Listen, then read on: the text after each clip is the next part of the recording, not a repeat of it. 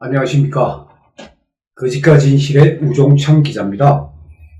지금 이 시간에는 지난 시간에 이어서 대한애국당 최연소 선출직 최고위원 한근영 씨를 모시고 제가 인터뷰를 좀 하고 있습니다. 제 2부에 해당하는 겁니다. 예. 또 오게 해주셔서 고맙습니다. 아닙니다. 예. 너무 재밌는데요.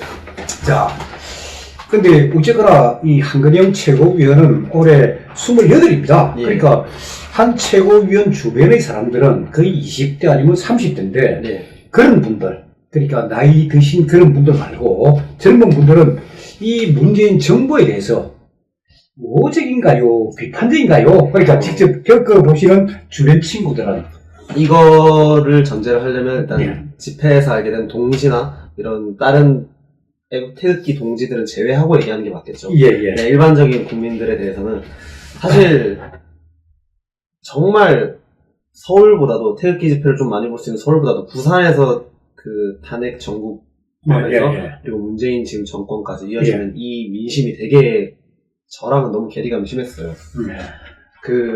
괴리감 심했다는 얘기는 그리고 부산 민심은 문재인 정부 오적이고 우호적이었었죠. 옛날에 였었죠. 였었는데 제가 딱 느끼는 게 뭐냐면 사실 제가 당시에 태극기 집회 처음 연사 몇 번 서고 이제 제가 좀 알려지고 나서 제가 학교에서 조교를 하고 있었거든요. 제가 조교를 하고 있었는데 부경대학 어떻게 알았는지 태극기 집회에 제가 섰다고 제가 어느 학교 무슨 과인 걸 알고 저한테 찾아오는 사람들이 좀 청년들이 있었어요. 그래? MBC에 보도된 그 장면을 보고 그것도 그렇고 예. 저기 이제 태극기 집회 나온다는 거 유튜브에 나오는 것들을 자기들 촛불 집회인데 이런 뭐 이상한 데가 있어 하면서 보다가 뭐 젊은 놈이 나와서 자기 부산 사는데 같이 부산 사니까 와보는 거죠. 따지려고. 저를 테러하러 왔다가 그래서 한 3-4명씩 온 사람도 있었고 혼자 온 사람도 있었고 해가지고 그러니까 촛불들이 태극기인 한근영 최고위원한테 따지러. 예. 저 조교 수업 하는데도 막 따지러 오고 막 저도 좀 약간 많이 스트레스 받았었는데 거의 다 제가 논리로서 이제 반박 못하게끔 하고 모르겠으면 더 공부해서 다시 와라 이래가지고 계속 또 보내고 정말 끈질겼던 애가 한 명 있었는데 진짜 그 친구만 저를 한 6번을 찾아왔던 것 같아요. 논리로 다 졌는데 6번을 찾아왔는데 이래도 이제 뭐 마지막으로 했던 게 이제 뭐 문재인이 주장하는 연방제 통일에 대해서 얘기를 했었거든요. 그때 막 이러더라고요. 박정희 대통령이 빨갱이고 박근혜 대통령도 빨갱이 아니냐. 니네 주장대로라면 북한이랑 그때 만났던 박근혜 대통령도 빨갱이 아니냐. 뭐 이런 식으로 말을 하길래 제가 그건 이러이러해서 아니고 이러해서 다 말해주고 그 다음에 문재인 정권이 말하는 연방제 통일이 뭔지는 아냐. 이래가지고 그거를 딱 말해주고 알아보고 다시 와라 했는데 그 뒤로 안 오더라고요. 그러니까 이제 질려서 안 온 건지 이제 자기도 이제 생각이 바뀐 건지는 잘 모르겠는데 어쨌든 그런 경우도 있었고 저 같은 경우에는 이제 박근혜 대통령님께서 불법 파면 되시고 이제 부산에서 그러니까 소주 그 분위기는 소위 말해 2016년 그 탄핵 무렵 17년 무렵 그러다가 2017년 넘어갔는데 한근영 최고위원이 소위 그 MBC에 보도되고 태극기 집회 젊은 사람이 나간다는 걸 알고 이제 항의하는 그 당시 부산 분위기가 그랬다. 예, 그랬어요. 그리고 제가 정확하게 말씀드리면 지금 이 시점은 그 대통령님 파면 전후와 그리고 이제 문재인 대선 전까지입니다. 이 전까지의 그런 과정이었고, 그리고 저도 이제 학교에서 이제 회식을 하고, 이제 후배들이랑 같이 회식을 했었는데, 그때 대선 소주라고, 대선 주조라고 있어요. 대선 주조가 원래 시원 소주를 만드는 데인데, 좋은 데이한테 젊은 사람들한테 소주 시장에서 완전 밀렸거든요. 부산에서? 네, 부산에서 완전 밀렸는데, 이제 대선이라는 자기 회사 사이트를 해서 소주를 새로 만들었는데, 그거를 이제 홍보를 하는 과정에서 대통령님 파면되고 아직 그 조기 대선이 그 사이였는데 그 대선 그 홍보팀에서 나온 여자들이 하는 말이 우리 젊은 사람들 손으로 대선을 잘 뽑아서 좋은 대통령 뽑아야 합니다. 이런 식으로 막 홍보를 했었거든요. 저는 그게 별로 안 좋았었는데 제 후배 중에 한 명이 막 교수님들 앞에서 막 그 소주 들고 우리가 진짜 사람다운 대통령 뽑아야 됩니다. 막 이랬었거든요. 진짜 교수님만 안 계셨으면 속으로 진짜 싸고 난리 났을 것 같아요. 참은 그런 기억도 있는데 제가 이 말씀을 드리는 이유가 그 친구가 여자 후배인데 자기는 막 여자 인권에 대해서도 막 이렇게 맨날 말하고 막 북한에 대해서도 막 이렇게 말하고 막 박근혜 대통령님 탄핵에 대해서 막 이렇게 사람들 앞에서 막 소위 말빨이 있는 학생이었어요. 아, 예, 예. 그런 학생인데 저보다 한 3살, 4살 어린이, 4살, 5살 정도 어린. 근데 그 친구가 올해 이제 초중반, 자기가 이제 취직 준비를 하는데, 그때부터 이제 뭔가 잘못된 게 느껴지는데, 문재인 정권 얘기를 하면 다른 얘기 하자고. 그러니까 정치 얘기를 하면 다른 얘기를 하잖아요. 그러니까 그전에는 문재인 정부 그냥 용비청가를 불렀는데. 네, 윤비어청가를 막 부르다가, 이 사람들이 되게 웃긴 게, 자기들이 유리하고 자기들이 하고 싶은 입장에서는 그 얘기를 되게 하고 싶어 하고 정치 얘기를 하기 싫다 그래도 억지로 꺼내던 사람들이 지금 이제 모든 청년들이 좀 이제 공감을 하는 게 이제 청년 취업률이 너무 심하고 그리고 군대 갔다 온 남자들은 아 이거 북한 너무 도와주는 거 아니냐 네, 너무 빨갱이스럽지 않느냐 약간 그렇죠. 이런 생각을 해요. 그런 거를 이제 여자애들은 또 군대를 안 갔다 왔잖아요. 군대 남자애들이 이렇게 그때 당시에 6월 12일 전에 6월 12일 때는 또 분위기가 살짝 바뀌었던 게 지방선거 전후로. 왜냐면 트럼프 대통령 만나고 또, 그럼 우리가 잘못 생각했었네. 약간 이렇게 갔다가 저희는 알고 있었지만. 근데 그 전에 또 이제 중필자 남자들은, 이거는 진짜 북한한테 나라 팔아먹는 대통령이다. 약간 이런 위험하다. 이렇게 말을 하고 있었는데 여자애들은. 군대 갔다 온 젊은 사람들 사이에 이건 아니다. 이건 아니다. 그러니까. 북한을 어떻게 믿을 수가 있냐. 그렇죠. 약간 이런 거죠. 근데 여자 후배는 결국은 막상 취업이 닥치니까 일자리 문제를 보니까 내가 봤던 문재인 아니다. 딱 자기 눈에도 보이잖아요. 박근혜 대통령 시절에 불과 2, 3년, 1, 2년 전에 자기보다 성적 낮은 애가 대기업 가고 자기보다 성적 낮은 애가 취업 잘했는데 선배지만 취직 잘했는데 자기는 그것보다 훨씬 학점 좋고 자기는 그것보다 훨씬 동아리 활동이나 이런 활동을 되게 많이 했는데도 취직하기가 너무 어렵고 뭐 이거 취직하려고 그러니까 공무원 일자리밖에 안 보이는데 공무원 일자리 한번 하려고 그러니까 병진율이 막 98대 막 이렇고 그렇지 않습니까? 결국 문재인 정부 들어와가 어떤 경제 정책의 실패도 있고 그다음에 북한에 내가 김정일이라고 만나가 그 하는데 다른 소위 군 본부장, 군필자들의 불안도 있고 그렇게 지금 부산 분위기도 바뀌고 있다. 이죠 부산도. 부산은 많이 바뀌었고요. 사실 저는 아실지 모르겠지만 제가 지방선거 출마자입니다. 그렇죠. 알고 있습니다. 제가 국회의원 보궐선거에 출마를 했었었는데 뭐 제 개인적인 영달보다는 뭐 당을 홍보하고 그리고 잘못된 거를 사람들에게 알리기 위해서 이렇게 했었었는데 그 나가서 제가 느낀 거는 제가 다니면서 만나본 분들은 박근혜 대통령에 대해서 선입견을 가지고 있는 사람들이 있을지언정 어른들 중에 문재인 정권을 좋게 보는 사람은 본 적이 없어요. 제가 발로 뛰면서 봤을 때는. 그러니까 박근혜 대통령에 대한 선입견 같은 거는 언론의 허위 보도로 각인된 그런 기업들. 거짓의 살 때문에. 그렇죠. 그건 있었지만은. 근데 어쨌거나 6.13 선거 때 부산의 더불어민주당 후보 오거돈 씨가 이제 부산시장이 되었단 말입니다. 그건 결국 무슨 말이냐. 부산도 더불어민주당 분위기 아니냐 이거죠. 저는 그런 얘기 되게 많이 들었어요. 그러니까 태극기 동지분들, 그러니까 자한당을 지지하던 대한애국당을 지지하던 상관없이 태극기 동지분들은 어떻게 해서라도 투표장을 갔는데, 일반적으로 그냥 중도에서 약간 우파이신 분들 있잖아요. 그런 분들이 선거소 자체를 안 간 케이스가 되게 많더라고요. 동네 이제 할아버지 할머니들, 그냥 옆집 뭐 이런 분들이 그런 얘기를 되게 많이 들었어요. 그렇죠. 그분들이 결국은 일부 찍자 그렇죠. 이제 자유한국당에 너무 그런 망국적인 노선을 타는 거를 보고 이거 찍을 데가 없다. 대한애국당을 모르시는 분들이고 대한애국당이 혹은 너무 작다고 생각하시던 그거랑 상관없이 자유한국당에 더 이상 희망을 못 보시는 분들이 선거장에 갈 이유를 못 찾는 거예요. 근데 반대로 이제 젊은 층은 거의 대부분이 한 60% 70% 이상이 좌파 성향인데 젊은 사람들은 더 투표장을 많이 가게끔 여러 이제 시스템이 갖춰져 있잖아요. 미리 순간 갑자기 그렇죠. 사전투표도 있고 뭐 여러 가지 그런 게 있는데 그래서 오히려 그게 더 커서 그리고 6월 12일 날 그 트럼프 대통령과 만난 것도 그것도 영향을 줬고 크기도 하고 그리고 저도 분위기를 보니까 6월 13일 그때 선거 때도 젊은 사람들 층에서는 더불어민주당도 싫고 한국당도 싫고 그리고 그때 대한애국당을 존재로 워낙 미약하니까 그래서 저도 투표소 입구에서 물어봤어요. 젊은 사람들한테 물어보니까 아, 정의당에 한 표 주고 왔습니다 하고 녹색당에 한 표 주고 왔고 거기 야 저게 무슨 당이지 저도 그런 생각을 했는데 예. 결국 정치에 대한 뭐랄까요 막 무관심 내지는 그냥 뭐 냉소 뭐 그런 분위기랄까. 예, 예. 냉소. 근데 지금 이제 부산 시민들은 여론조사에서도 문재인 대통령에 대한 지지가 상당히 떨어진 걸로 나오거든요. 예. 그걸 느낍니까? 피부로 느낍니다. 피부로. 와. 이게 젊은 사람들한테 피부로 느낄 정도면 예. 이게 엄청 크다고 생각해요. 최근에 진짜 길을 돌아다니면 네. 저희 학교 바로 앞에 대학가 근처 가면 다 술집이잖아요. 그렇죠. 부경병. 저는 학교에 이제 제가 이제 학업도 하고 지금 이것도 하고 있기 때문에 학교에 한 번 가면 되게 늦게까지 있어요. 그러면 이제 잠깐 뭐 편의점에 뭘 사러 간다든지 하면 다 술 그런 데를 지나가야 네, 되잖아요.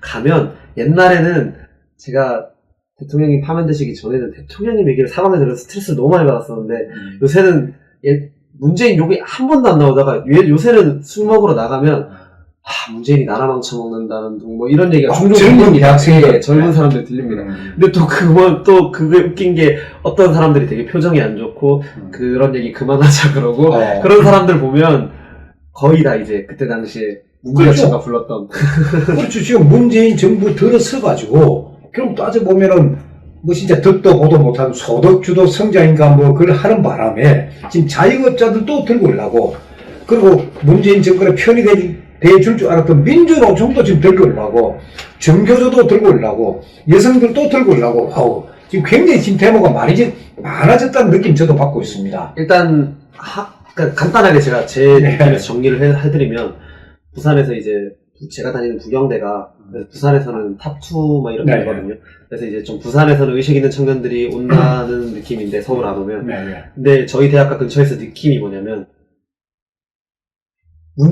청년들 전체가 이제 문재인 정권에 대한 불신, 반발감이 생기기 예. 불신은 원래부터 있었고 반발감이 이제 나오기 시작했고 그리고 이제 거기다가 더불어서 이제 남성 군필자들에 대해서 예. 아까 말했다시피 그런 안보적인 측면에서 반발감이 나오고 있고 그리고 거기다가 더불어서 남자 청년들한테 전반적으로 문재인 정권이 안 좋게 보이는 이유가 페미 정권이 아닙니까? 페미니스트 지지하는 청년들 남자들 중에 페미니스트 좋아하는 남자 또래가 저희 세대는 진짜 없거든요.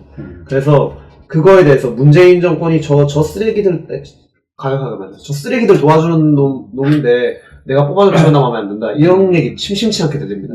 거기에 과속화가 돼가 있고 여자애들은 또 잘 모르겠는데 안보에 대해서 별 생각이 없는 것 같고 그리고 이제 페미니스트라고 자기들이 주장하는 그렇죠. 지금 애들은 헌법이라고 국민이 예. 어느 순간 인간으로 바뀌면서 참. 자기들 도와주는 것 같고 뭐 생각 없는 여자 청년들은 그렇게 하는데 또 이제 여자 청년들 중에서도 페미니스트 안 좋게 보는 그렇죠. 페미니스트가 조금 문재인 정권을 잡는 또 하나의 역할도 할 것 같습니다. 헛발질, 예. 자충수.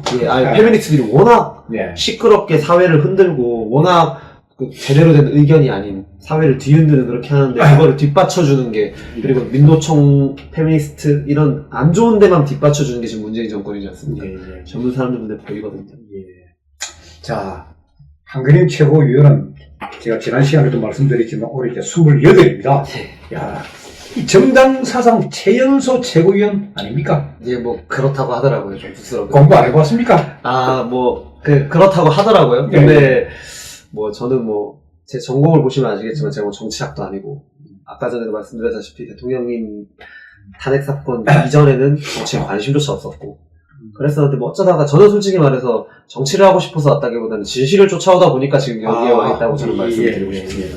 그러니까 그럼 최고위원 선거, 대한애국당 최고위원 선거에 이 출마한 거, 예. 그 도전하는 게 본인 결심인가요? 아니면 주변 혹시 권유 때문인가요? 어찌됐건 최종적으로는 제 결심이겠지만 그러니까, 예. 그 과정은 어떻게 됐었냐면 저는 제가 최고위원 나갈 깜이 아니라고 생각을 하고 예. 제가 그때도 그렇고 지금도 그렇고 제가 최고위원 할 정도의 능력이 되지 않는다고 생각을 합니다. 뭐 청년으로서의 이미지는 모르겠지만 근데 그때 당시에 많은 분들이 제가 인기적인 측면에서 최고위원을 나오라는 격려를 되게 많이 받았어요. 예. 저는 그때마다 제가 나올 그릇이 안 됩니다. 왜 그분들이 격려하고 왜 나가라 했어요? 제가 그때 태극기 집회에서 연사를 쓰고 하는 모습들이 그분들에게 되게 좋은 이미지로 비춰졌나 봐요. 예. 저라는 사람 자체를 되게 신뢰를 하신 것 같은데 예. 왜냐면 또 제가 어른들을 되게 예의 있게, 제가 아무리 피곤해도 어른들한테만큼 예의 있게 하는 스타일이니까 더 예뻐 보이셨겠죠. 그래서 그랬는데, 그때 당시에 저는 죽어도 안 한다고 그러고 막 끝까지 절대 안 할 겁니다. 제 선을 지키겠습니다. 청년으로서만 열심히 듣겠습니다. 이러고 있었는데, 이제 당에 공식적으로 이제 많은 분들이 황근영 청년 출마시켜달라 이런 식으로 요구가 돼가지고 이제 그렇게 하는 게 있다 어떻냐 이렇게 제안시를 하셨고 이제 고민을 되게 해봤었는데 아버지랑 얘기하다가 아버지가 하시는 말씀이 어차피 나가봤자 되지도 않는데 젊은 사람이 나가면 그래도 이슈거리라도 되지 않냐 도와드려라 이래가지고 나갔다가 덜컥 돼버렸습니다. 그럼 결국 대한애국당 당원들이 황근영 최고위원을 표준 이유는 어디에 있다고 보세요? 그냥 젊음 그리고 참신함 아니면 젊고 참신하기도 한데 본인들이 보기에 진실과 정도를 거르니까 그렇지 않나 싶습니다. 그리고 예의도 바르고 이거 세부적인 요인이겠죠. 근데 이제 젊은 최고위원 그것도 선출직 최고위원으로서 앞으로 이 당에서 어떤 부분에 진짜 중점을 생각하세요? 어떤 정책이나 저는 내가 처음에 태극기 집회 나왔을 때의 저와 그리고 최고위원이 되기 전의 저와 그리고 최고위원이 되고 나서 지금까지 저와 정말 전 다 다른 사람이라고 그렇죠. 그 사이에 저는 정말 많이 배우고 정말 많이 성장을 했다고 생각을 하거든요. 그러니까 이게 제가 아까도 말씀드렸다시피 아웃사이더 성향이 강해서 사람을 어떻게 대한다든지 그러니까 예의 있게 개인을 대하는 것과 이렇게 사람들을 다루는 방법 이렇게 좋게 해서 설득을 시키는 방법 그런 것들도 많이 배우고 하는데 정치라는 게 되게 힘들고 사실 지금도 안 할 수 있다면 안 하고 싶은데 지금 드는 생각이 옳기 때문에 포기할 수 없다라는 생각 때문에 여기까지 온 거고요. 그리고 이제 아까도 물어보신 질문이 이제 국민들한테 어떻게 다가갈 거냐 그렇죠. 말씀하시는 건데 사실 저도 그렇게 생각을 해요. 이제 태극기의 물결만으로 이제 대한애국당이 국민들에게 다가가고 대한애국당이 국민들한테 인정받는 정당이 되기는 힘들다고 생각합니다. 태극기가 국민들의 전부가 아니기 때문에. 그리고 대한민국 국민들 중에서 대부분이 아까 말씀하신 것처럼 정치에 대한 냉소. 그렇죠. 정치에 대한 불신. 그냥 내가 먼저지 정치나 지도자나 나랑 상관없다. 잘못하면 욕하면 되고 잘하면 칭찬하면 선거 때만 살짝 도와주면 된다. 이 정도의 국민들이 너무 많기 때문에. 근데 지금 자한당이 가는 노선 이런 포퓰리즘적인 노선, 잠깐 인기놀이 하려는, 노무현 정신을 기린다는 여러 가지. 그렇죠. 김병준 비대위원장이, 갑자기 노무현을 등장시키고, 그런 노선 자체에서 우파 국민들, 혹은 그리고 중도 국민들이 이제 살아보면서 문재인 정권이나 좌파들이 말했던 것들대로 안 이루어진다는 거를 젊은 사람들은 뒤늦게 깨닫잖아요. 그거를 그럼 깨달았으면 실질적으로는 이런 정책이 이루어져야 되고 이러면 각자 그래도 생각 있는 사람들은 다 한단 말이에요. 그러면 이렇게 해야 될 것 같은데 자유한국당이 그 노선을 이번에 지방선거 때 제시를 했냐? 저는 못했다고 생각하거든요. 그렇죠. 제가 부산에 살지만 부산에서 이제 부산시장 서명수 후보 같은 경우에는 전 시장 같은 경우에는 선거 한 일주일 앞두고 현수막이 다 바뀌었는데, 무료 복지, 약간 무상복지 이런 쪽으로 다 바뀌더라고요, 갑자기, 현수막이. 그거 보고, 발등에 불 떨어져가지고, 그냥 정도를 안 가고, 그냥, 안 그래도 무상복지에 짜증나가지고, 서병수 찍어주려던 일반 국민들이나 자연당 지지자들이, 그거 보고 돌아섰을 수도 있다고 생각을 하거든요. 자, 근데, 8월 15일 날 건국 70주년 태극기 집회가 열리는데 황근영 최고위원도 이미 언급했듯이 연합 집회가 될지 안 될지는 잘은 모르겠습니다. 잘은 모르는데 어쨌거나 2016년 10월 이후 그러니까 2년 전 그때 이후 매주 토요일마다 이 태극기 집회가 열릴 수 있었던 거는 누가 뭐라고 하든 간에 제가 볼 때는 조원진 대표의 그 지도력이다. 그리고 조원진 대표가 정확한 방향을 제시했던 거예요. 그러다 보니까 대한애국당원들의 그 열의 그리고 참 애국국민들의 지지 그게 힘입어가지고 태극기 집회가 지금 2년째 계속되고 있는데 이 토요 태극기 집회의 거대한 동력 그건 어디서 나온다고 보세요? 동력 자체는 저는 박근혜 대통령이 그 자체라고 생각을 하거든요. 아까 제가 말씀에서 제가 대답을 했던 건데 일부에서 대답을 했던 건데 그러니까 박근혜 대통령에 대한 탄핵은 탄핵은 자유 대한민국에 대한 탄핵이다. 이게 좀 진짜 자유한국당이나 탄핵을 찬성하는 자치우파라는 사람들이 되게 착각을 하는 게 태극기 들고 박근혜 대통령 탄핵 반대하면 다 박근혜 대통령 개인을 좋아서 개인 팬클럽인 줄 알고 하는 사람들이 많은데 저 솔직히 말해서 박근혜 대통령의 뭐 실제로 뵌 적도 없고 예. 뭐 그분의 팬클럽도 아니고 저는 나중에 후에 박근혜 대통령이 정책적인 부분이나 이런 걸 대해서 이분은 정말 잘했구나, 이분은 존경할 만한 분이다 후에 판단한 거지. 저나 이제 대부분의 어른 포함해서 박근혜 대통령이 마음에 안 드셨던 분들조차도 이거는 잘못됐다, 이건 법치적으로 잘못됐고 나라의 안보적으로 잘못됐고 여러 가지 다 잘못됐다고 해가지고 나오신 분들이 많거든요. 일단 박근혜 대통령님이 본인이 포기하시지 않기 때문에 네. 그게 가장 큰 동력이라고 생각을 하고, 그리고 두 번째 동력은 아까 말씀하신 조원진 대표님. 그렇죠. 조원진 대표님의 리더십은 그러니까 되게 음해가 많아요. 사실 저 같은 경우에는 조원진 대표님과 이제 연을 맺게 된 거는 사실 뭐 탄기국 시절에는 조원진 대표님은 계속 뒤에 계셨었어서 별로 조원진이라는 사실 국회의원이 있다는 것만 알았지 저는 어떤 분인지도 몰랐고 별로 생각이 없었었어요. 그런데 그러니까 대한애국당도 그동안에 굴곡이 좀 있었죠. 많죠. 엄청 많았죠. 굴곡이 있었던 것이고 그럼에도 불구하고 토요 태극기 집회는 계속 성공적으로 왔고 좀 거대한 동력을 만드는 것이고 그리고 그 과정에서 국민들도 결국 박근혜 대통령 뇌물죄인데 아니 돈 1원 받은 것도 없고 검찰에서도 뇌물죄인데도 불구하고 추징금을 지금 못 드리고 있고 맞습니다. 거기서부터 이제 국민들도 깜짝 놀란 거고 그러다가 이제 이번 사건의 그러니까 대한민국 전체 국민을 속인 사건의 실체들이 조금씩 드러나고 있으면서 국민들도 정신 차리고는 있지만은 아직은 그 숫자는 미미합니다. 맞습니다. 솔직히 아직은 40%도 안 된다고 생각을 합니다. 그러니까 대한애국당이 이제는 기존의 그 참 태극기 애국국민 그분의 지지들을 받고 있는데 젊은 층이에요. 젊은 층 물론 제가 젊은 층 쫓아가는 그 이야기가 아니지만은 젊은 층은 지지를 받으려면은 한근영 최고위원 같은 젊은 분들이 나서가지고 뭔가 어떤 비전이랄까 그 합리적인 어떤 안들 그걸 제시해야 되지 않겠습니까? 예, 맞습니다.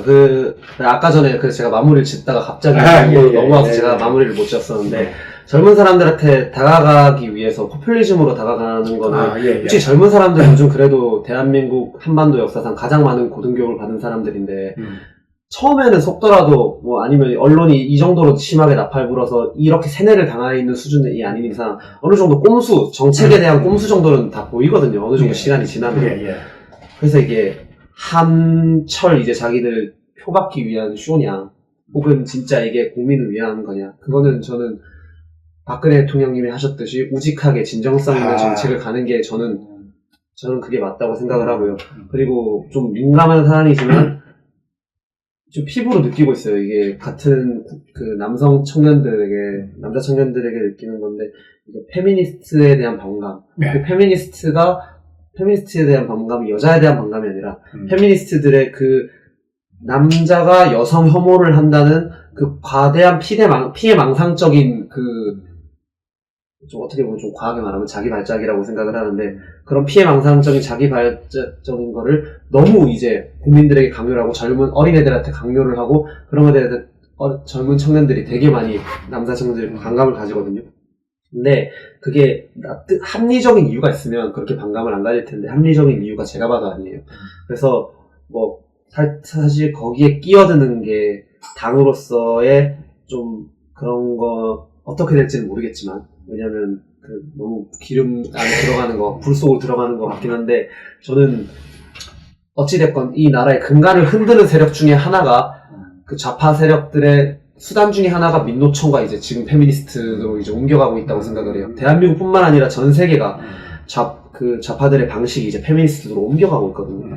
페미니스트들을 어느 정도는 막아야 되는 견제가 필요한 상황이고, 그리고 그게 합리적인 정책으로 나온다면 충분히 남성 청년들한테 공감을 받을 수 있을 것이고, 그리고 이제 문재인 정권이 잘못하고 있는 것에 대해서 방향성을 계속 대한애국당이 제시를 그렇죠. 한다면, 방향성을 제시를 해야 되는데 그러니까 말로만 우리가 좋은 방향을 제시해야 된다 그 말 말고 구체적으로 한 가지 이거다 할 수 있는 거 뭐가 있겠습니까?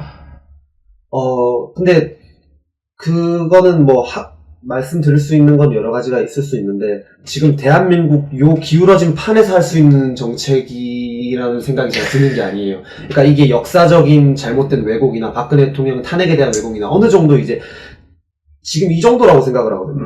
한 이 정도는 맞춰져야 그 제대로 된 그런 정책을 이제 제시할 수 있는 부분이지 솔직히 지금 정책적인 부분 제시한다고 그들이 받아들일 수 있느냐 저는 그건 아니라고 그 생각해요. 언론에서 보도도 안 해주니까. 예, 지금은 솔직히 투쟁의 시기지 지금은 정책으로서의 승부를 볼 시기는 아직 아니라고 생각을 합니다.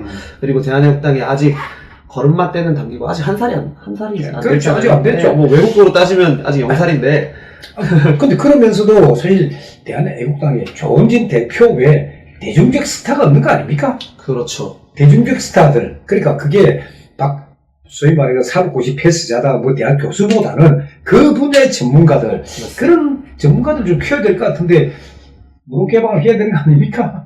문호 개방은 저희는 우리 당은 하려고 하는데, 이제 계신 분들이, 그러니까 누구누구 밝힐 순 없지만, 당에 대해, 대한민국당을 참 긍정적으로 보고 있으면서도, 여기에 이제 함께 자기가 발 담그고 투쟁해 나갈 정도로 이제 확실한 마음의 준비가 돼 있지 않은 것 같아요. 예, 뭐, 그리고 그분들이, 이 정도면 기꺼이 뛰어들어야겠다라는 마음이 들 정도가 될 수 있도록. 그분들이란 게 그 젊은 분들, 선수들, 대한민국 선수들이 예, 선수들이. 아직 행동으로 안 옮기고 있다. 예. 그분들이 나서가 대한민국에 들어와서 어떤 정책도 던지고 그분들이 자기 분야, 그 분야 사람들 동원하고 하면은, 예. 그렇죠. 그럼 힘이 되겠죠. 자유한국당이 잘못했다고는 자유한국당 지지자들 가는 데마다 듣거든요. 가는 데마다 듣는데 자유한국당을 뿌리로부터 바꾸려는 시도를 하는 사람은 저는 본 적이 없어요. 그냥 시민단체나 결국 뭐 그때 자유한국당 바꾼다고 무슨 뭐 집회한다고 해서 사실 제가 이거 말하는 건데 그때 저한테 갑자기 연사를 써달라더라고요. 자유한국당에서? 자유한국당 앞에서 자유한국당 그 사람들이 자유한국당 정상화 무슨 뭐 예.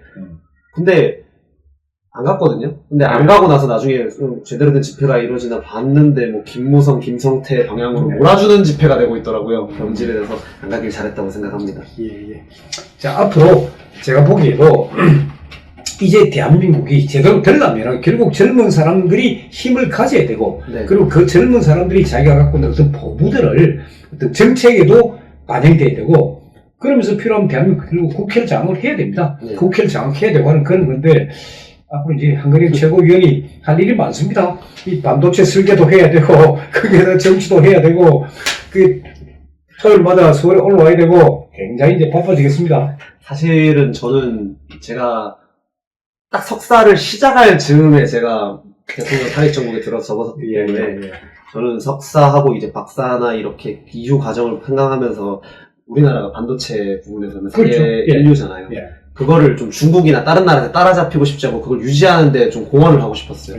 그 욕심이 되게 좀 컸어요. 그래서 얼마 전까지만 해도 저는 이거를 제가 도와준다라는 개념이고 제 업으로 삼겠다는 생각을 해본 적이 없었는데 사실 얼마 전에 정미용 사실 제 개인적으로 스승 본인 입으로도 넌 내 제자라고 말씀을 하셨기 때문에 스승이라 생각하는데 정미용 선생님 돌아가시는 거 보고